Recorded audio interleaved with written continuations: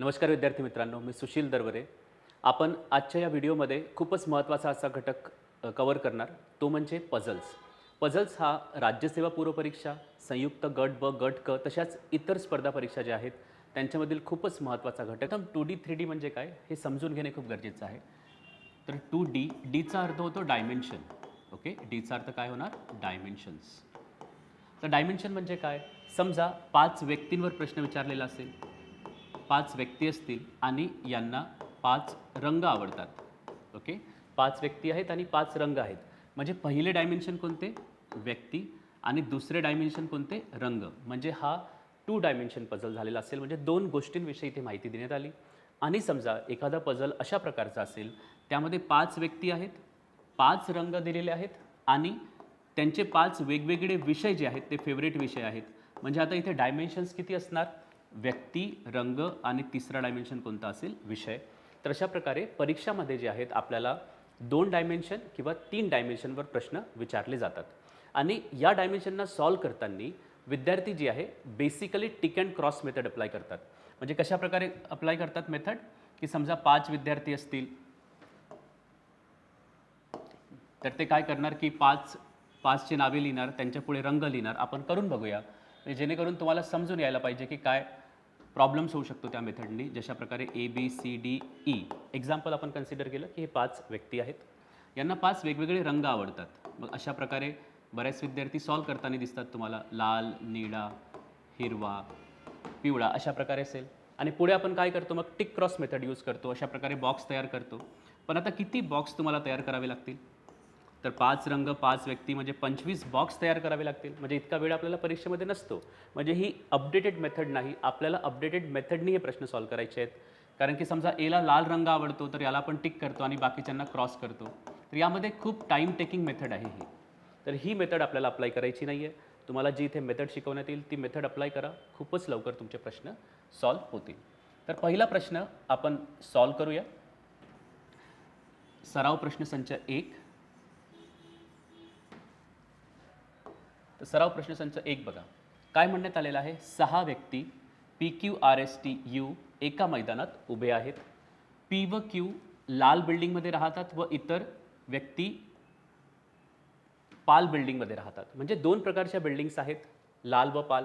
आणि डायमेन्शन्स किती झालेले आहेत इथे? पहिलं डायमेन्शन आहे व्यक्ती. ओके, पहिलं डायमेन्शन व्यक्ती. तर जनरली आपण कशा प्रकारे करायचं? व्यक्तींचे डायमेन्शन जे आहे ते सुरुवातीला लिहून घ्यायचं आपण. अशा प्रकारे मांडणी करायची. PQRST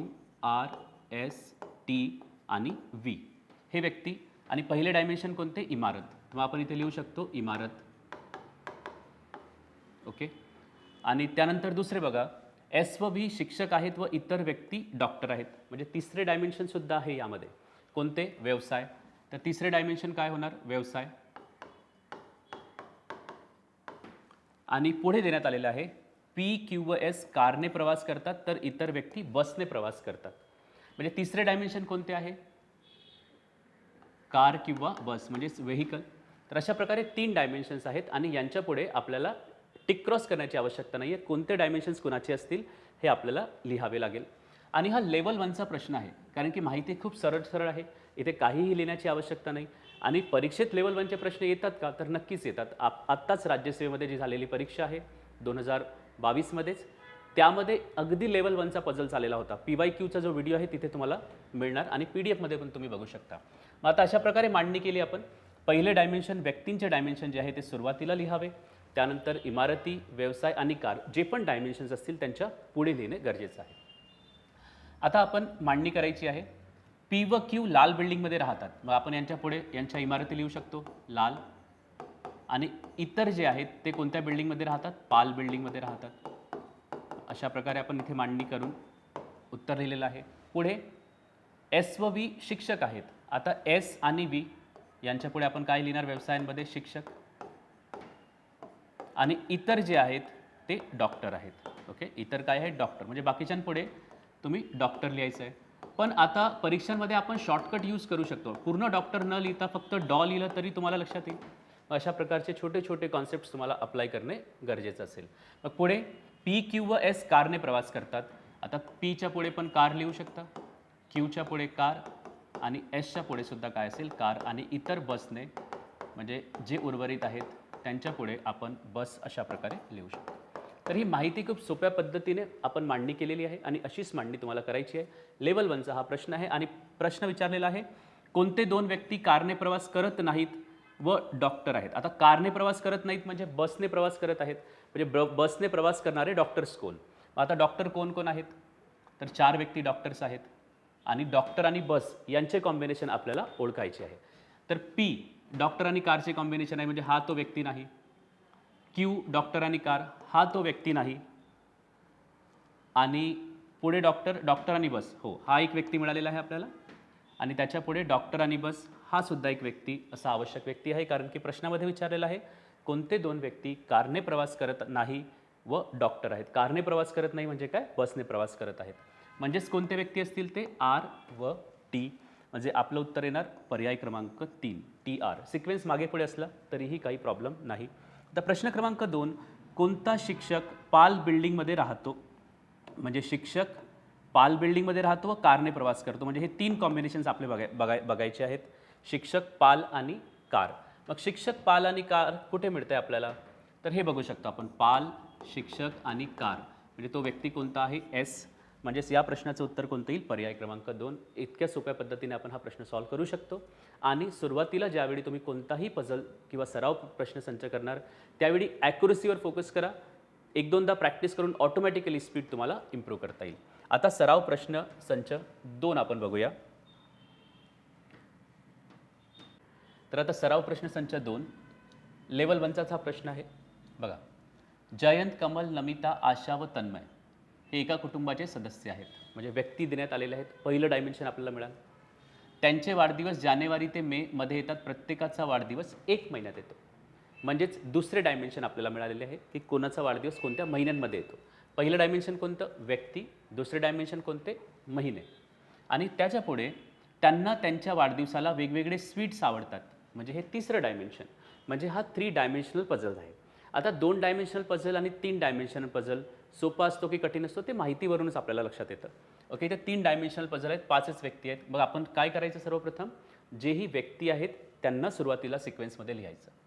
मग कोण कोण व्यक्ती आहेत इथे, तर जयंत, सेकंड कमल, आणि याला शॉर्टमध्ये लिहू शकता तुम्ही, कमलसाठी क लिहू शकता. कमल, नमिता, आशा आणि तन्मय. यांच्या पुढे यांचे डायमेन्शन्स लिहायचे. टिक क्रॉस मेथड अजिबात यूज करायची नाही. तर आपण डायमेन्शन्स लिहूया. 2 डायमेन्शन्स आणखी आहेत. कोणकोणते, एक मंथ, महिने, कोणत्या महिन्यात त्यांचा जन्म झालेला आहे आणि कोणाला कोणते स्वीट्स आवडतात. ठीक आहे, अशा प्रकारे यांच्या पुढे आपण माहिती लिहायची आहे. आणि तुम्हाला जशा प्रकारे मी सांगितलेलं आहे डिटेक्टिव्हप्रमाणे काम करायचं आहे. सुरुवातीला पूर्ण माहिती लिहून मग केस सॉल्व्ह करण्याचा प्रयत्न करायचा नाही, तर एका वाक्यावरून आपण किती जास्तीत जास्त माहिती काढू शकतो तो प्रयत्न आपल्याला करायचा आहे. मांडणी केलेली आहे, पुढे बघूया. ज्याला पेस्ट्रीज आवडतात त्याचा जन्म दिलेल्या महिन्यांच्या मधल्या महिन्यांमध्ये झालेला आहे. आता दिलेले महिने कोणकोणते आहेत, जानेवारी ते मे. मग यांच्यामध्ये कोणता महिना येतो, तर मार्च येतो. म्हणजे जो मार्चमध्ये जन्माला आलेला आहे त्याला पेस्ट्रीज आवडतात. तर ही माहिती सध्या तरी आपण कुठे लिहू शकत नाही, त्याला आपण साईडला कुठेतरी लिहून ठेवायचं. मग आपण काय लिहू शकतो, मार्च आणि पेस्ट्रीज हे कॉम्बिनेशन येणार आहे. मग आता यावरून तुम्हाला काय क्लू मिळू शकतो, तर पुढे जाऊन कुठेतरी 2 जागा रिकाम्या असतील, तिथेच ही माहिती आपण फक्त लिहू शकतो. ओके, पुढे आशाला आईस्क्रीम आवडत नाही. मग आशाच्या पुढे आपण काय करायचं, आईस्क्रीम लिहून क्रॉस करायचं. ओके, पूर्ण आईस्क्रीम लिहायची आवश्यकता नाही, शॉर्टकट यूज करायचे. पण ती जयंतसाठी फेब्रुवारीत चॉकलेट आणते. म्हणजे जयंतचा जन्म कोणत्या महिन्यात झालेला आहे, फेब्रुवारी, आणि याला काय आवडतात, चॉकलेट. आता यावरून तुम्हाला काय क्लू मिळणार, तर ऑब्व्हियसली जयंतला चॉकलेट आवडतात. याचा अर्थ इतर व्यक्तींना चॉकलेट फेवरेट असतील का, नाही. म्हणजे हा यांच्यासाठी पर्याय कॅन्सल झालेला आहे. तशाच प्रकारे आशासाठी आता 2 पर्याय कॅन्सल झालेले आहेत, एक आईस्क्रीम आणि एक चॉकलेट. हे आपल्याला लक्षात राहील, प्रॅक्टिस केल्यावर ते ऑटोमॅटिकली तुमच्या लक्षात येत जाईल. तन्मय, ज्याला बेंगॉली स्वीट्स आवडतात. आता तन्मयला काय आवडतात, बेंगॉली स्वीट्स आवडतात. तन्मय ज्याला बेंगॉली स्वीट्स आवडतात त्याचा जन्म नमिताच्या अगदी नंतर झाला आहे. म्हणजेच नमिताचा जन्म कोणत्या महिन्यात झालेला आपल्याला माहिती नाही, पण नमिता आणि यानंतर कोण येणार आहे, तन्मय. म्हणजे जर या दोघांपैकी एकाचा जन्मदिवस कोणत्या महिन्यात येतो हे जर आपल्याला माहिती झालं तर दोघांचे महिने आपल्याला माहिती होऊ शकतील. पुढे नमिताला ड्रायफ्रूट किंवा आईस्क्रीम आवडत नाही, म्हणजे नमिताच्या समोरून आपण आता ड्रायफ्रूट्स आणि आईस्क्रीम हे कॅन्सल करू शकतो. ओके, ड्रायफ्रूट्स आणि आईस्क्रीम आवडत नाही. आता बघा नमितासाठी किती पर्याय कॅन्सल झालेले आहेत. तिला ड्रायफ्रूट्स आवडत नाही, आईस्क्रीम आवडत नाही, चॉकलेट ऑलरेडी जयंतला आवडतात म्हणजे चॉकलेटचा पर्याय पण कॅन्सल झालेला आहे, आणि बेंगॉली स्वीट्स तन्मयला आवडतात म्हणजे बेंगॉली स्वीट्सचा ऑप्शन पण कॅन्सल झालेला आहे. म्हणजे एकूण 4 ऑप्शन्स नमितासाठी कॅन्सल आहेत. म्हणजे एकच ऑप्शन उर्वरित आहे, तो म्हणजे कोणता? पेस्ट्रीज. म्हणजे ऑब्व्हियसली नमिताला काय आवडतील? पेस्ट्रीज आवडणार. ओके, मग नमिताला पेस्ट्रीज आवडतील तर पेस्ट्रीज आणि मार्च यांची जोडी आहे. मग पेस्ट्रीज आणि मार्च इथे नमितासमोर येईल. मग नमिताचं मंथ आपल्याला मिळालेलं आहे, तर तन्मय नमिताच्या नंतरच्या महिन्यात जन्माला आलेला आहे. म्हणजेच तन्मय कोणत्या महिन्यात जन्माला येईल? एप्रिलमध्ये जन्माला येईल. तर अशा प्रकारे ही माहिती आपण इथे लिहिलेली आहे. मग या माहितीच्या आधारावर आणखी काय आपण माहिती लिहू शकतो? तर 3 स्वीट्स इथे आपल्याला मिळालेले आहेत. कोणते? चॉकलेट, पेस्ट्रीज आणि बेंगॉली स्वीट्स. आता 2च स्वीट्स रिमेनिंग आहेत, ते म्हणजे कोणते? आईस्क्रीम आणि ड्रायफ्रूट्स. तर आशाला आईस्क्रीम आवडत नाही म्हणजे ऑब्व्हियसली आशाला काय आवडणार? ड्रायफ्रूट्स आवडणार. आणि एकच उर्वरित आहे कमल, त्याला काय आवडणार? आईस्क्रीम. ओके, आता महिन्यांमध्ये फक्त 2 महिने उर्वरित आहेत, जानेवारी आणि मे. पण कमल आणि आशा यांच्यापैकी कोण जानेवारी महिन्यात जन्माला आला किंवा कोण मे महिन्यात जन्माला आला हे आपण निश्चितपणे सांगू शकत नाही. तर कधी कधी माहितीमध्ये अशा प्रकारे होतं की निश्चितपणे आपल्याला कोणतीही माहिती मांडता येत नाही, तर आपण लिहायचं अशा प्रकारे जानेवारी किंवा मे, आणि इथे सुद्धा जानेवारी किंवा मे. मग एकदा ही माहिती तयार झाली, एक प्रॉपर फॉर्मॅट आलेला आहे, मग त्यावरून तुम्ही प्रश्नाचं उत्तर देऊ शकता. आता प्रश्न बघूया आपण, इथे काय प्रश्न विचारण्यात आलेला आहे. तर कमलचा जन्म कोणत्या महिन्यात झालेला आहे? आता माहितीच्या आधारावर तुम्ही बघा, कमल जानेवारी आणि किंवा मे या दोघांपैकी एका महिन्यात यांचा जन्म झालेला आहे. तर याचं उत्तर काय येणार? मार्च तर नाही, जानेवारी पण निश्चितपणे आपण म्हणू शकत नाही, सांगता येणार नाही हे पर्याय उत्तर असू शकते. पण इथे एक चौथा पर्याय सुद्धा आहे, जानेवारी किंवा मे, आणि कमलचा जन्म जानेवारी किंवा मेमध्येच झालेला आहे. त्यामुळे या प्रश्नाचं उत्तर काय येणार? पर्याय क्रमांक 4. तशाच प्रकारे एक दुसरा प्रश्नसुद्धा इथे आहे, खालीलपैकी अयोग्य जोडी निवडा. आणि एकदा ते कॉम्बिनेशन तयार झालं तर आपण अयोग्य जोडी डेफिनेटली निवडू शकतो. आता बघा, जयंत चॉकलेट, कमल आईस्क्रीम. इथे तुम्ही बघू शकता जयंत चॉकलेट आणि कमल आईस्क्रीम ही जोडी अगदी योग्य आहे. पुढची जोडी आशा पेस्ट्रीज नाही, नमिताला पेस्ट्रीज आवडतात. बघा, नमिताला पेस्ट्रीज आवडतात, त्यामुळे ही चुकीची जोडी मिळालेली आहे. म्हणजे या प्रश्नाचं योग्य उत्तर काय येणार? पर्याय क्रमांक 3 हे या प्रश्नाचं योग्य उत्तर असेल. अशा प्रकारे आपण हे पझल सॉल्व करायचे आहेत. पुढचा पझल आपण इथे कंटिन्यू करूया. आता तर तिसरा पझल तुमच्या स्क्रीनवर आहे. ओके, सराव प्रश्न संच 3 सॉल्व करूया आपण. 3 महिला व 4 पुरुष, PKRQJVX अशा प्रकारची माहिती आपण थोडं फास्ट रीड करू शकतो, कारण की हे नावे पाठांतर करण्याची आवश्यकता नाही आपल्याला. एकूण 7 व्यक्ती, 3 महिला व 4 पुरुष, प्रत्येकाचे व्यवसाय वेगवेगळे आहेत. मग हे व्यवसाय तुम्ही रीड करू शकता एक लगेच फास्ट ट्रॅकमध्ये, परंतु आवश्यक नाही याच क्रमाने ही माहिती तर नेहमीच लिहिली जाईल, तर ती पण तुम्ही स्किप करू शकता. म्हणजे काय स्किप करायचं आहे, किती लवकर वाचायची माहिती ते आपल्याला ओळखता आलं पाहिजे. म्हणजे एकूण किती डायमेन्शन्स आपल्याला मिळालेले आहेत? व्यक्ती एक डायमेन्शन आणि दुसरे प्रोफेशन. त्यानंतर त्यांच्याजवळ वेगवेगळ्या कार आहेत. ओके, म्हणजे हे तिसरे डायमेन्शन. कोणते? कार. म्हणजे पहिले डायमेन्शन व्यक्ती, ओके, त्यानंतर त्यांचे व्यवसाय, आणि तिसरे डायमेन्शन कोणते? कार. म्हणजे हा 3 डायमेन्शनल पझल आहे. लेवल 2चा हा पझल आहे.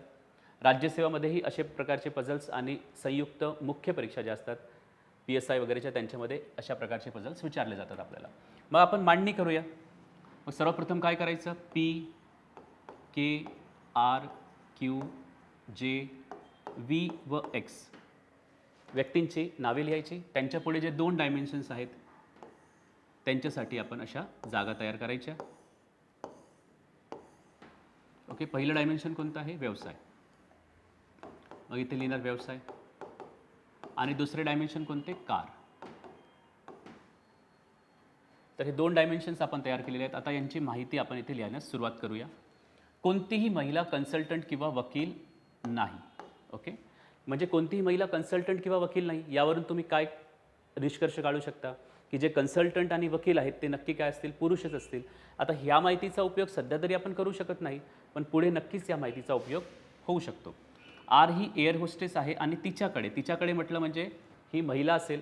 महिलांना आपण सर्कलने दर्शविणार आणि पुरुषांना बॉक्सने दर्शविणार. अशा प्रकारे तुम्ही दर्शवू शकता किंवा प्लस मायनसचे चिन्ह सुद्धा उपयोगात आणू शकता. ओके, आपण काय म्हटलं, बॉक्स जो असेल त्यांना आपण पुरुषांनी दर्शविणार, पुरुष जे असतील त्यांना बॉक्सने आणि महिलांना आपण सर्कलने दर्शविणार. तर बघा, आर ही एअर होस्टेस आहे, इथे आपण लिहू शकतो व्यवसाय एअर होस्टेस, आणि तिच्याकडे आयकन कार आहे. तर मग कारचा कॉलम पण इथे फिक्स झालेला आहे, आयकन. पुढे पी कडे स्कॉर्पिओ आहे असं म्हणण्यात आलेलं आहे. मग पीच्या पुढे आपण इथे लिहू शकतो स्कॉर्पिओ. पी कडे स्कॉर्पिओ आहे. के हा ही डॉक्टर नाही. आता के पुरुष आहे की स्त्री आहे ते आपल्याला माहिती नाही, पण ते डॉक्टर नाही आहे, तर इथे डॉक्टर अशा प्रकारे लिहून आपण कट करून द्यायचं, क्रॉस करायचं. आणि त्याच्याकडे जे दागिने कार आहे आणि त्याच्याकडे कोरोला आहे. जे दागिने कार आहे म्हणजे हा व्यवसायाने काय असेल, दागिने कार, आणि याच्याकडे काय आहे, कोरोला. आणि जे त्याच्याकडे म्हणण्यात आलेलं आहे म्हणजे हा बॉक्स असेल, म्हणजेच काय असेल, पुरुष असेल. वी वकील आहे. आता वी वकील आहे म्हणजे हा पुरुषच असेल, कारण की आपण वर एक माहिती घेतलेली होती की महिला ज्या आहेत त्या कन्सल्टंट किंवा वकील नाहीत, म्हणजे ते पुरुषच असेल. तर वी हा वकील आहे. वी हा वकील आहे आणि तिच्याकडे ऑल्टो नाही, म्हणजे ऑल्टोचा ऑप्शन वकिलासाठी म्हणजे वी साठी काय होणार, कॅन्सल होणार. एक्स कन्सल्टंट आहे म्हणजे एक्स सुद्धा पुरुष असेल, हा कन्सल्टंट. आणि तिच्याकडे सँट्रो आहे. याच्याकडे कोणती कार आहे, सँट्रो कार आहे. ओके, डॉक्टरकडे स्टीम कार आहे. म्हणजे आता बघा कॉम्बिनेशन कशा प्रकारचे असेल, व्यवसाय डॉक्टर आणि याच्याकडे कार कोणती, इस्टीम कार. म्हणजेच काय, ज्यांच्या पुढे 2 जागा रिकाम्या असेल तिथेच आपण हे कॉम्बिनेशन लिहू शकतो. तर 2 जागा रिकाम्या कुठे आहेत, इथे तर नाहीत, इथे सुद्धा नाहीत. के कडे 2 जागा रिकाम्या आहेत आणि क्यू कडे सुद्धा 2 जागा रिकाम्या आहेत. म्हणजे हे 2च व्यक्ती आहेत, त्यांच्यामध्येच हे कॉम्बिनेशन फिट बसणार. पण ऑलरेडी म्हणण्यात आलेलं आहे की के डॉक्टर नाही, म्हणजे ऑब्व्हियसली डॉक्टर कोण असणार, क्यू, कारण की क्यू समोरच 2 जागा रिकाम्या आहेत आणि इथे कार कोणती येणार, स्टीम कार येणार. ओके, अशा प्रकारे माहिती आपल्याला लिहायची आहे. आता बघा एकूण 5 कार आपल्याला मिळालेल्या आहेत, स्कॉर्पिओ, आयकन, स्टीम, कोरोला आणि सँट्रो. 2 कार रिमेनिंग आहेत. कोणकोणत्या, इथे आपण बघू शकतो. ऑल्टो 1 कार उर्वरित आहे आणि दुसरी लान्सर 1 कार उर्वरित आहे. मग ह्या 2च कार उर्वरित आहेत आणि 2च व्यक्ती आपल्याकडे आहेत. मग वीला ऑल्टो आवडत नाही म्हणजे ऑब्व्हियसली याच्याकडे कोणती कार असणार, लान्सर कार असणार. आणि ऑल्टो कोणाकडे असणार, के कडे असणार. तशाच प्रकारे आपण आता व्यवसाय किंवा प्रोफेशनसुद्धा बघूया. आता 2च प्रोफेशन रिमेनिंग आहेत, ते म्हणजे कोणकोणते, एक आहे ट्रॅव्हल एजंट आणि दुसरं आहे प्रोफेसर. ट्रॅव्हल एजंट आणि प्रोफेसर. आता पुढे माहिती आणखी देण्यात आलेली आहे. प्रोफेसरकडे स्कॉर्पिओ आहे, तर ऑब्व्हियसली स्कॉर्पिओच्या पुढे काय लिहावं लागेल आपल्याला, प्रोफेसर. आणि एकच उर्वरित आहे आता ट्रॅव्हल एजंट, तो कोण असणार, के असणार. आणि एकदा ही माहिती आपण लिहून काढली तर नक्कीच आपल्याला कोणत्याही प्रश्नाचे उत्तर देता येईल. जशा प्रकारे समजा राज्यसेवामध्ये हा प्रश्न आलेला असेल तर आपण अटेम्प्ट करणार की नाही, तर डेफिनेटली करायला पाहिजे, कारण की एक प्रश्नावर 2.5 गुण असतात आणि 2.5 मार्क आपण जाऊ देऊ शकत नाही. प्रॅक्टिस करून आपल्याला नक्कीच स्पीड यामध्ये आणता येईल. तर प्रश्न क्रमांक 1 आपण आता बघूया या माहितीच्या आधारावर. पहिला प्रश्न आहे ट्रॅव्हल एजंट कोण आहे. तर आपण इथे बघू शकतो की ट्रॅव्हल एजंट कोण आहे, के. म्हणजे या प्रश्नाचं उत्तर काय असेल, पर्याय क्रमांक 3. दुसरा प्रश्न आहे लान्सर कार कोणत्या व्यक्तीकडे आहे. तर लान्सर कार कोणत्या व्यक्तीकडे आहे, वी कडे आहे. म्हणजे या प्रश्नाचं उत्तर काय असेल, पर्याय क्रमांक 2. तर आपण पुढील पझल आता बघूया, नेक्स्ट 2D 3D पझल. तर तुमच्या स्क्रीनवर पझल आलेला आहे. व्हिडिओ पॉज करून तुम्ही एकदा सॉल्व करून बघू शकता, तुमच्याकडे PDF असेल तर. आणि त्यानंतर तुम्हाला सॉल्युशनसुद्धा बघायचे आहे. तर अगेन लेवल 2चा हा प्रश्न. एका कॉलेजमध्ये 6 अध्यापक आहेत. कोण कोण? LMN OPQ आणि अध्यापनाची एक योजना राबवत आहेत. प्रत्येक अध्यापकाला एका विषयाला मुख्य आणि दुसऱ्या विषयाला सहाय्यक म्हणून भूमिका पार पाडायची आहे. मग इतक्या माहितीवरूनच आपल्याला ओळखता आलं पाहिजे की हा पझल्स 2D आहे की 3D आहे. तर ऑब्व्हियसली हा पझल 3D आहे. कारण काय? पहिले डायमेन्शन कोणते? व्यक्ती. दुसरे डायमेन्शन मुख्य विषय आणि तिसरे डायमेन्शन कोणते? सहाय्यक विषय. म्हणजे अशा प्रकारे आपल्याला 3 डायमेन्शन्स मिळालेले आहेत. तर आपण सॉल्व करूया आता. मग सर्वात पहिले आपण काय करतो? सर्वप्रथम आपण व्यक्तींचे डायमेन्शन्स लिहितो. LMN OP आणि Q. ओके, अशा प्रकारे आपण नोट करतो. त्यानंतर दुसरे डायमेन्शन कोणते? मुख्य विषय आणि तिसरे डायमेन्शन कोणते? सहाय्यक विषय. तर अशा प्रकारे मांडणी करून आपण बॉक्स तयार करू शकतो, जेणेकरून एका सरळ रेषेत आपल्याला लिहिता येईल त्यांचे डायमेन्शन्स. मग पुढची माहिती, ओचा सहाय्यक विषय फायनान्स आहे. आता बऱ्याचदा इम्प्रेशन काय पडतं बघा, की LMN OPQ 6 अध्यापक आहेत, प्रत्येकाला एक मुख्य आणि एक सहाय्यक म्हणून भूमिका पार पाडायची आहे. पण असं काही सांगण्यात आलेलं नाही की एक व्यक्ती, एक विषय जो आहे तो एकाच व्यक्तीचा सहाय्यक असेल किंवा एकाच व्यक्तीचा मुख्य विषय असेल. त्यामुळे आपण जोपर्यंत अशा प्रकारची माहिती प्रश्नामध्ये दिली जात नाही तोपर्यंत गृहीतसुद्धा धरायची नाही. तर बघा, ओचा सहाय्यक विषय कोणता आहे? फायनान्स. डायरेक्टली देण्यात आलेली आहे माहिती, लिहून टाकायची आपण इथे. ओचा सहाय्यक विषय कोणता? फायनान्स आहे. तर इतर तिघांचा हा मुख्य विषय आहे. म्हणजे 3 व्यक्ती याला मुख्य म्हणून कार्य करत आहेत. आता कोणते 3 व्यक्ती आहेत एक्झॅक्टली सांगणे सध्या आपण सांगू शकत नाही, पण इथे आपण असं लिहू शकतो मुख्य विषयामध्ये की 3 फायनान्समध्ये आहेत. ही माहिती लिहू शकतो इथे. पुढे P व Q यांचा एक विषय कोणता आहे? मार्केटिंग आहे. पण तो कोणता विषय आहे हे माहिती नाही. तो मुख्य आहे की सहाय्यक आहे हे सध्या माहिती नाही. मग इथे आपण अशा प्रकारे मार्केटिंग लिहू शकतो, म्हणजे जेणेकरून आपल्याला लक्षात राहील की P आणि Q यांच्यापैकी एकाचा मुख्य विषय काय असेल? मार्केटिंग. कोणता तरी एक विषय काय असेल? मार्केटिंग असेल. Qचा मुख्य विषय ऑपरेशन आहे. आता Qचा मुख्य विषय आपल्याला मिळालेला आहे ऑपरेशन, म्हणजेच ऑब्व्हियसली याचा सहाय्यक विषय कोणता असेल? मार्केटिंग असेल, कारण की P व Qचा एक विषय कोणता आहे? मार्केटिंग आहे. पुढे Qचा मुख्य विषय ऑपरेशन आहे, जो N व Pचा सहाय्यक विषय आहे. आता बऱ्याच विद्यार्थ्यांना ह्या शब्दामध्ये प्रॉब्लेम होतो. जो म्हणजे कोण? सुरुवातीचा व्यक्ती की जवळचा व्यक्ती? तर जो म्हणजे काय असतो? जवळचा असतो. जवळचा विषय म्हणजे कोण? ऑपरेशन. जो कुणासाठी आलेला आहे? ऑपरेशनसाठी आलेला आहे. ऑपरेशन हा N व Pचा कोणता विषय आहे? सहाय्यक विषय आहे. तर N व Pचा सहाय्यक विषय आपण ऑपरेशन लिहूया. Nचा सहाय्यक विषय ऑपरेशन आणि Pचा सुद्धा सहाय्यक विषय कोणता असेल? ऑपरेशन असेल. पुढे आता इथे आपण आणखी एक माहिती क्लू मिळू शकतो आपल्याला की Pचा एक विषय मार्केटिंग आहे. ऑलरेडी ऑपरेशन सहाय्यकमध्ये आलेला आहे, म्हणजे Pचा मुख्य विषय डेफिनेटली कोणता असेल? मार्केटिंग असेल. अशा प्रकारे क्लूज तुम्हाला प्रत्येक सेंटेन्समधून घ्यायचे आहेत. फायनान्स आणि IT हे Lचे विषय आहेत. Lचे विषय फायनान्स आणि IT. पण आता कुठे फायनान्स आणि IT लिहिणार हे सध्या माहिती नाही, त्यामुळे होल्डवर ठेवूया आपण. L व O यांचे विषय सारखेच आहेत, म्हणजे Lचे विषय फायनान्स आणि IT आहेत, म्हणजे Oचे विषय सुद्धा काय असतील? फायनान्स आणि ITच असतील. Oचा एक विषय आपल्याला मिळालेला आहे सहाय्यक फायनान्स, म्हणजे IT जो असेल तो मुख्य विषयामध्ये येणार. आणि ही माहिती, या माहितीचा उपयोग आता होणार की 3 जे अध्यापक आहेत त्यांचा मुख्य विषय फायनान्स आहे. तर मुख्य विषयांमध्ये 3च प्रोफेसर उर्वरित आहेत, म्हणजे या तिघांचा मुख्य विषय काय असेल? फायनान्स असेल. इथे सुद्धा फायनान्स असेल आणि इथे सुद्धा फायनान्स असेल. त्याच प्रकारे ओचे विषय आणि एलचे विषय सारखेच आहेत आणि एलचे विषय कोणते आहेत? फायनान्स आणि IT, म्हणजे डेफिनेटली एलचा सहाय्यक विषय कोणता असेल? IT. आता सर्वात शेवटचं वाक्य, स्ट्रॅटेजी हा फक्त एकच अध्यापकाचा सहाय्यक विषय आहे. तर तो अध्यापक कोण असेल? M, कारण की एकच जागा सहाय्यक विषयासाठी उर्वरित आहे. तर ही माहिती एकदा जर तयार झाली तर आपण कोणत्याही प्रश्नाचे उत्तर देऊ शकतो. पहिला प्रश्न कोणता आहे? स्ट्रॅटेजी हा कोणत्या अध्यापकाचा सहाय्यक विषय आहे? तर स्ट्रॅटेजी हा कोणत्या अध्यापकाचा सहाय्यक विषय आहे? Mचा. म्हणजे या प्रश्नाचं उत्तर येईल पर्याय क्रमांक 3.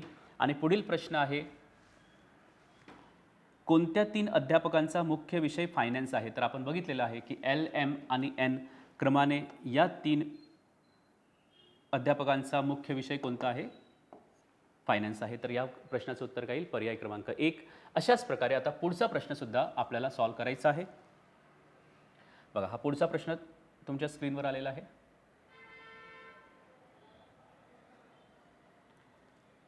अगेन हा लेवल 2चा प्रश्न आहे.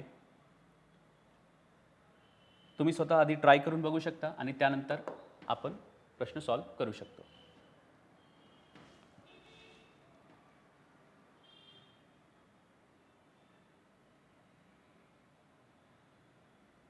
चला प्रश्न सॉल्व्ह करू. ABCDEFG 3 वेगवेगळ्या कारमध्ये जात आहेत. म्हणजे किती डायमेन्शन्स तुम्हाला मिळाले? 2 डायमेन्शन्स मिळालेत, व्यक्ती आणि कार. कारमध्ये कमीत कमी एक पुरुष व एक महिला आहे. ओके, कमीत कमी एक पुरुष व एक महिला, म्हणजे 2 व्यक्ती तर कमीत कमी कारमध्ये असतील. एकूण किती व्यक्ती आहेत बघा? 1 2 3 4 5 6 7, एकूण 7 व्यक्ती आहेत, 3 कार आहेत. म्हणजे 2 2 तर आपल्याला तिथे डिस्ट्रीब्यूट करावेच लागतील. म्हणजे 2 व्यक्ती, एक पुरुष एक महिला, 2 व्यक्ती, एक पुरुष एक महिला, 2 व्यक्ती, एक पुरुष एक महिला, म्हणजे 6 व्यक्ती झाले. आणि जो एक उर्वरित व्यक्ती जो आहे तो कोणत्या तरी एका कारमध्ये येणार. म्हणजे कारचे कॉम्बिनेशन कशा प्रकारे होईल? 2 व्यक्ती, 2 व्यक्ती आणि 3 व्यक्ती, अशा प्रकारे हे कारचे कॉम्बिनेशन्स होतील. त्यापैकी 2 इंजिनियर, 2 डॉक्टर आणि 3 शिक्षक आहेत. म्हणजेच काही प्रोफेशनसुद्धा देण्यात आलेले आहेत. म्हणजे हा पझल जो आहे तो 3 डायमेन्शनल पझल आहे. ओके, पहिले डायमेन्शन कोणते? व्यक्ती. दुसरे डायमेन्शन कोणते? कार. आणि तिसरे डायमेन्शन कोणते? प्रोफेशन्स. मग आपण काय करायचं? सुरुवातीला व्यक्तींचे डायमेन्शन्स जे आहेत त्यांची मांडणी करतो आपण. तर A B C D E F आणि G हे 7 व्यक्ती. त्यांच्या पुढे डायमेन्शन्स लिहूया त्यांचे. पहिलं डायमेन्शन काय आहे? कार. आणि दुसरं डायमेन्शन आहे व्यवसाय किंवा प्रोफेशन. ओके, अशा प्रकारे आपण सिंपल मांडणी करू शकतो.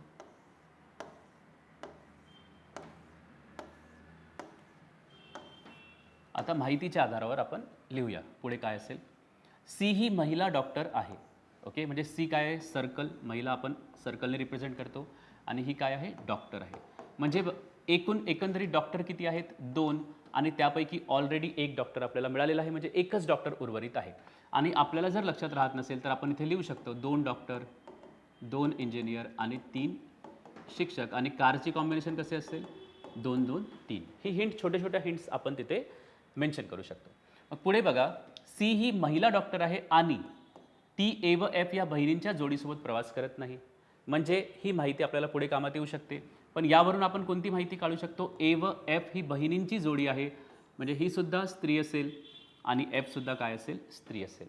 आणि एक इन्फॉर्मेशन अशा प्रकारे आपण नोट करून ठेवू शकतो की सी जी आहे, सी ज्या कारमध्ये जाणार त्या कारमध्ये ए किंवा एफ ट्रॅव्हल करणार नाही, प्रवास करणार नाही. पुढे बी पुरुष इंजिनियर. तर पुरुष आहे म्हणजे आपण काय करणार? बॉक्स. आणि व्यवसाय कोणता? इंजिनियर. म्हणजे 2 इंजिनियरपैकी एक इंजिनियर आपल्याला ऑलरेडी मिळालेला आहे. म्हणजे एकच इंजिनियर उर्वरित आहे. बी पुरुष इंजिनियर. फक्त जी, जो एक शिक्षक आहे, कार 1 मध्ये प्रवास करत आहे. आता ही खूप महत्त्वाची माहिती आहे. बी इंजिनियर फक्त जी सोबत प्रवास करत आहे, तेही कार 1 मध्ये. म्हणजेच बी कार क्रमांक 1 मध्ये येणार, जी सुद्धा कार क्रमांक 1 मध्ये येणार. जीचं प्रोफेशन सुद्धा देण्यात आलेलं आहे शिक्षक. आणि बघा, या कारमध्ये फक्त हे दोघेच ट्रॅव्हल करत आहेत. म्हणजे पहिल्या क्रमांकाची कार बुक झालेली आहे आणि प्रत्येक कारमध्ये एक पुरुष आणि एक स्त्री आहे. तर बी पुरुष आहे त्यामुळे जी काय असेल? स्त्री असेल. तर हे आपल्याला मिळालेलं आहे. म्हणजे एकूण 4 स्त्रिया आहेत, ए सी एफ आणि जी. आणि 3 पुरुष तर कंपल्सरी असतीलच, कारण की 3 कार आहेत, प्रत्येक कारमध्ये एक पुरुष पाहिजे, त्यामुळे 3 पुरुषसुद्धा असतील. त्यामुळे हे उर्वरित 2 जे आहेत डी आणि ई ते कुणाला दर्शविणार? पुरुषांना दर्शविणार. ओके. आणि कार 1 जी आहे ती पॅक झालेली आहे. म्हणजे कार 1 मध्ये आता कोणीही दुसरा व्यक्ती येऊ शकत नाही. म्हणजे ऑब्व्हियसली उर्वरित व्यक्ती जे आहेत ते कोणत्या कारमध्ये जाणार? कार क्रमांक 2 किंवा कार क्रमांक 3 मध्ये ते जाणार आहेत. ओके.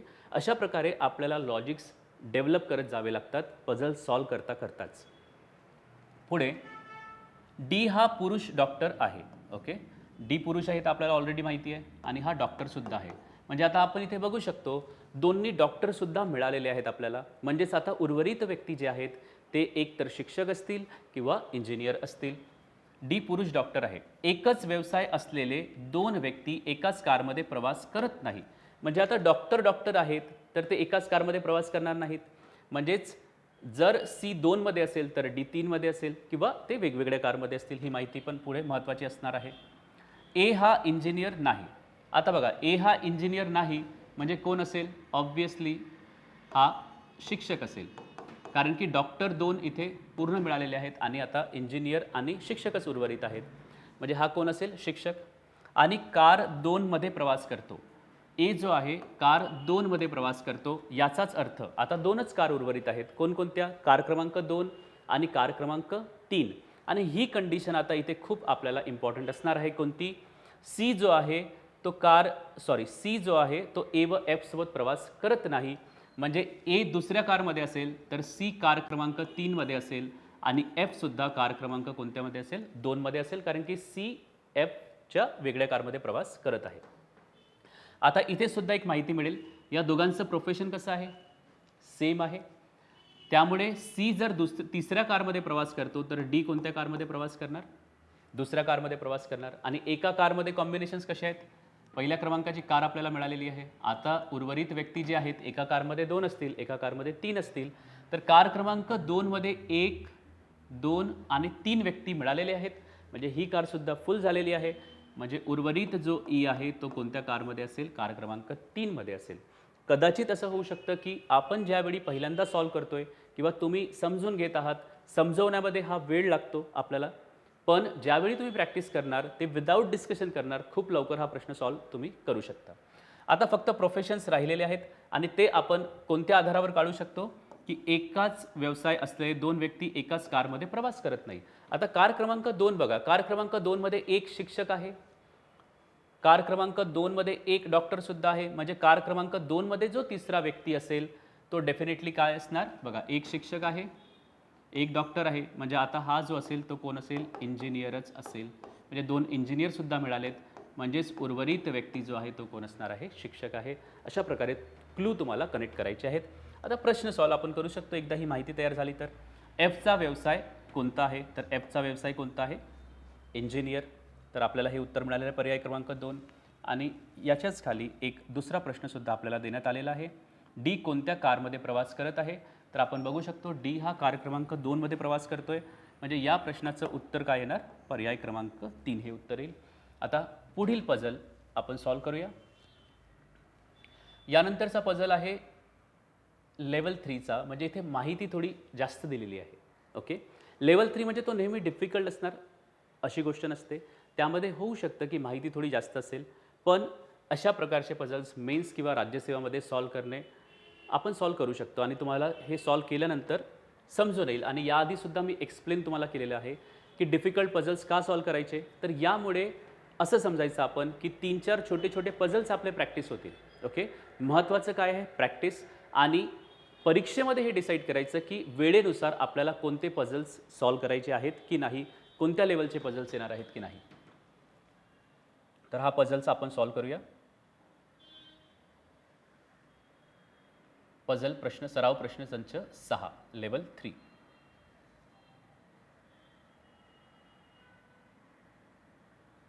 ओके, बघा, 7 मुले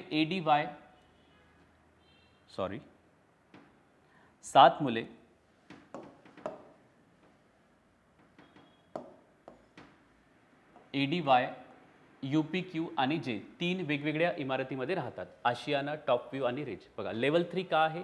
कारण की माहिती जास्त आहे. असंही होऊ शकतं. तो इझी पझल असेल, हे सुद्धा असू शकतं. बघूया आपण सॉल्व करून. ADY UPQ जे 3 वेगवेगळ्या इमारतीत राहतात. आशियाना, टॉप व्ह्यू आणि रिज. त्यापैकी प्रत्येकजण वेगवेगळ्या रंगाची पतंग उडवतो.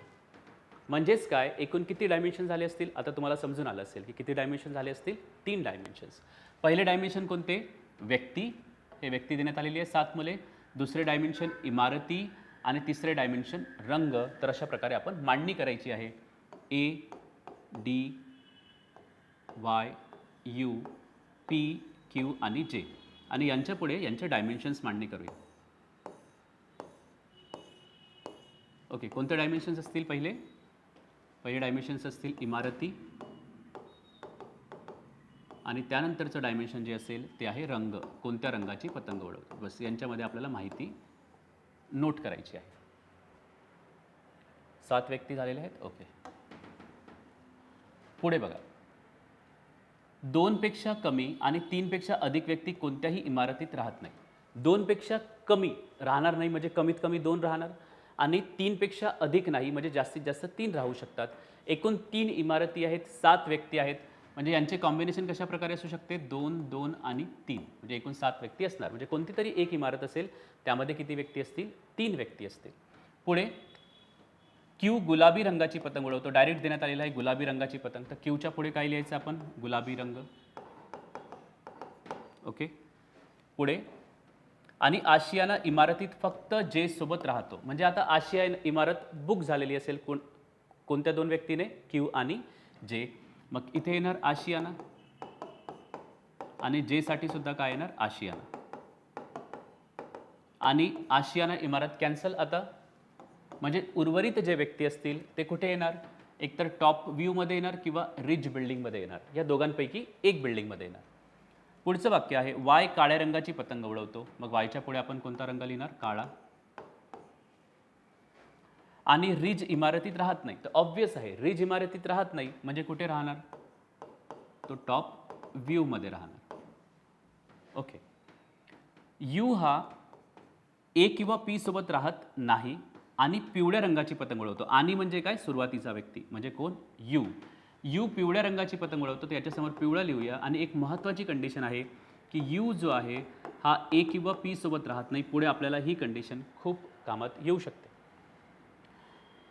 डी हा रिच बिल्डिंगमध्ये फक्त एकच व्यक्तीसोबत राहतो. आता बघा, डी हा रिच बिल्डिंगमध्ये राहतो आणि रिच बिल्डिंगमध्ये फक्त एकच व्यक्ती राहतो, म्हणजेच ऑब्व्हियसली टॉप व्ह्यूमध्ये 3 व्यक्ती येणार. आणि ही कंडिशन आता आपल्याला उपयोगात येईल. यू हा ए व पी सोबत राहत नाही. याचा अर्थ काय, ए व पी सोबत राहत असतील आणि हे 2 व्यक्ती जर असतील तर ते रिचमध्ये राहू शकत नाही, कारण की रिचमध्ये एकूण 2च व्यक्ती आहेत. म्हणजे डीचा पार्टनर कोण असेल, यू असेल. तो कोणत्या इमारतीत राहत असेल, रिच इमारतीत. आणि इतर जे व्यक्ती आहेत ते कुठे असणार, टॉप व्ह्यूमध्ये असणार. तर अशा प्रकारे आपल्याला इमारतीची माहिती मिळालेली आहे. आणि जर इमारतीवर प्रश्न असेल तर एकदा चेक करून बघायचा प्रश्नामध्ये, किंवा कधी कधी काय करायचं आपण पझल सॉल्व करताना शेवटचा जो प्रश्न आहे ती ओळ वाचायची, म्हणजे जेणेकरून पूर्ण माहिती न सॉल्व करता सुद्धा आपल्याला त्या प्रश्नाचे उत्तर मिळू शकते. पण नेहमी असं होत नाही, त्यामुळे आपल्याला मेथडसाठी सुद्धा तयार राहायचं आहे. आता रंग बघूया आपण. डी हा रिच बिल्डिंगमध्ये फक्त एकच व्यक्तीसोबत राहतो आणि हिरव्या रंगाची पतंग उडवतो. म्हणजे डीच्या पुढे आपण कोणता रंग लिहिणार, हिरवा. टॉप व्ह्यूमधील कोणताही व्यक्ती पांढऱ्या रंगाची पतंग उडवत नाही. बघा, टॉप व्ह्यूमधील कोणीही पांढऱ्या रंगाची पतंग उडवणार नाही. आता किती रंग उर्वरित आहेत ते आपण बघूया. इथे उर्वरित रंग आहेत निळा, पांढरा आणि लाल. हे 3 रंग उर्वरित आहेत आणि ह्या 3 पोझिशन्स आहेत. ही पोझिशन्स नाही आहे. ओके. आणि टॉप व्ह्यूमधील कोणताही व्यक्ती पांढऱ्या रंगाची पतंग उडवत नाही. तर इथे आपण बघू शकतो टॉप व्ह्यूमध्ये कोण राहतो, ए. मग परत कोण आहे, पी. म्हणजे हे दोघेही पांढऱ्या रंगाची पतंग उडवणार नाही. आणि पी जो आहे तो निळ्या रंगाची सुद्धा पतंग उडवत नाही. म्हणजे पी साठी 2 पर्याय कॅन्सल, एक पांढरा आणि एक निळा. म्हणजे ऑब्व्हियसली याच्यासाठी कोणता पर्याय उर्वरित आहे, लाल रंग हा पर्याय उर्वरित आहे. आणि 2 रंग आता रिमेनिंग आहेत, ते म्हणजे कोणते, निळा आणि पांढरा. टॉप व्ह्यूमधील कोणीही पांढऱ्या रंगाची पतंग उडवत नाही, म्हणजे ऑब्व्हियसली टॉप व्ह्यूमध्ये हा पर्याय कोण असेल, निळा. आणि पांढरा रंग जो असेल तो जे उडवणार पांढऱ्या रंगाची पतंग.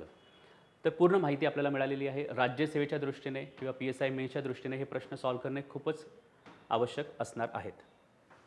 प्रश्न बघूया आपण यांच्यावर. प्रश्न विचारण्यात आलेला आहे, कोणत्या रंगाची पतंग उडवतो. तर जे कोणत्या रंगाची पतंग उडवतो, पांढऱ्या रंगाची पतंग उडवतो. म्हणजे या प्रश्नाचं उत्तर काय येणार, पर्याय क्रमांक 2. तशाच प्रकारे दुसरा प्रश्न जो आहे, पी कोणत्या इमारतीत राहतो. तर पी कोणत्या इमारतीत राहतो, टॉप व्ह्यूमध्ये राहतो. म्हणजे या प्रश्नाचं उत्तर रंगाची माहिती न देता सुद्धा आपल्याला काढता आलं असतं. मग म्हणून प्रश्न एकदा रीड करून टाकायचा शेवटची ओळ की काय विचारण्यात आलेलं आहे. म्हणजे मध्येच त्या प्रश्नाचं कधी कधी आपल्याला उत्तर सापडतं, त्यामुळे माहिती वाचून टाकायची. तर पी कोणत्या बिल्डिंगमध्ये राहतो, तर टॉप व्ह्यूमध्ये राहतो. ओके. तर हे अशा प्रकारे आपण हा सॉल्व केलेला आहे. तर हा एक शेवटचा पझल आपण सॉल्व करणार आहोत. आता लेवल तुम्हाला ओळखताच येईल प्रश्न बघून.